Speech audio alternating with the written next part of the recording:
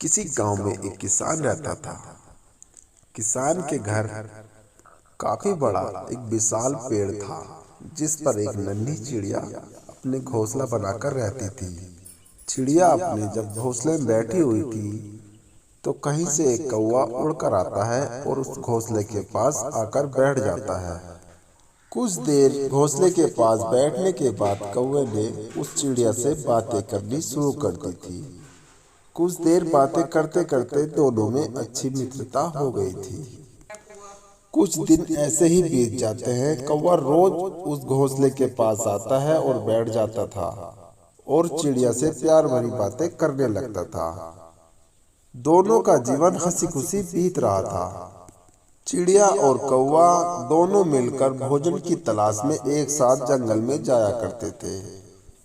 दोनों का समय अच्छी तरह से व्यतीत हो रहा था और फिर एक दिन कौवा और चिड़िया भोजन की तलाश में एक गांव में जाकर पहुंचते हैं।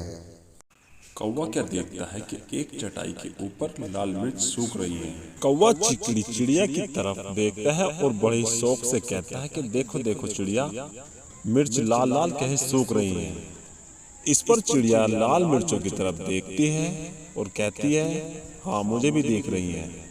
कौवा और चिड़िया दोनों ही बातें बातों में एक दूसरे से शर्त लगा बैठते हैं कि कौन ज्यादा मिर्च खाएगा, कि जो हम दोनों में से सबसे ज्यादा मिर्च खाएगा वो शर्त जीत जाएगा, और वो ही जो जीतेगा शर्त वो एक को खा जाएगा। कौवे की चालाकी को चिड़िया नहीं समझ पाई थी, फिर भी उसने दोस्ती के चक्कर में आकर कौवे से इस शर्त को मान लिया था। कौवे ने बड़ी ही चालाकी से कुछ मिर्ची खाता, कुछ मिर्ची चटाई के नीचे रख देता था, और चिड़िया बेचारी अपनी ईमानदारी से मिर्ची खा रही थी। जिस पर अंत में यह होता है कि कौवा अपनी चालाक में कामयाब हो जाता है और चिड़िया बेचारी हार जाती है। कौवा बड़े ही गुस्से से उसकी तरफ देखता है और कहता है कि अब मैं तुम्हें खाऊंगा। चिड़िया बड़े ही मिन्नतें करती है कि तुम मुझे मत खाओ, परंतु कौवा उसकी एक नहीं मानता है।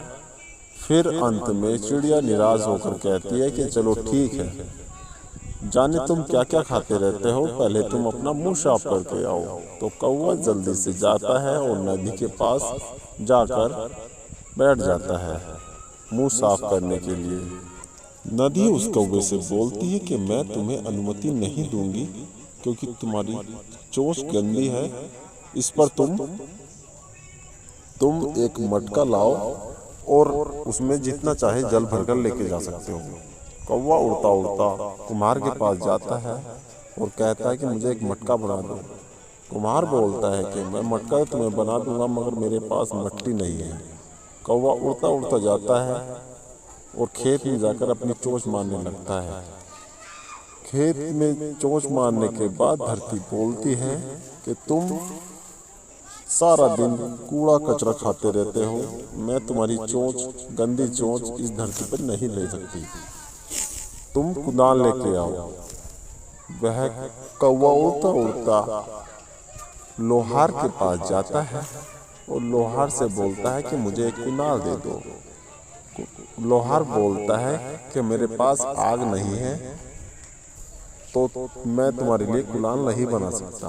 कौवा उड़ता उड़ता एक किसान के पास जाता है और जिसकी पत्नी चूल्हे में लकड़ी जलाकर रोटी बना रही थी, उसके पास जाकर कहता है कि मुझे आग चाहिए। किसान की पत्नी जलती हुई लकड़ी उसकी चोंच में रख देती है, जिसके कारण कौवे की चोंच में रखी जलती हुई लकड़ी उसकी परों को आग की लपटों से घेर लेते हैं और कौवा वहीं पर मर जाता है। तो दोस्तों, इस कहानी से हमें यही सीख मिलती है, किसी से तुम चालाकी करोगे तो तुम्हें कोई नहीं देख रहा है, तो तुम्हें ऊपर वाला जरूर देख रहा है। कहानी आपको अच्छी लगी हो तो कहानी लाइक करें, सब्सक्राइब करें।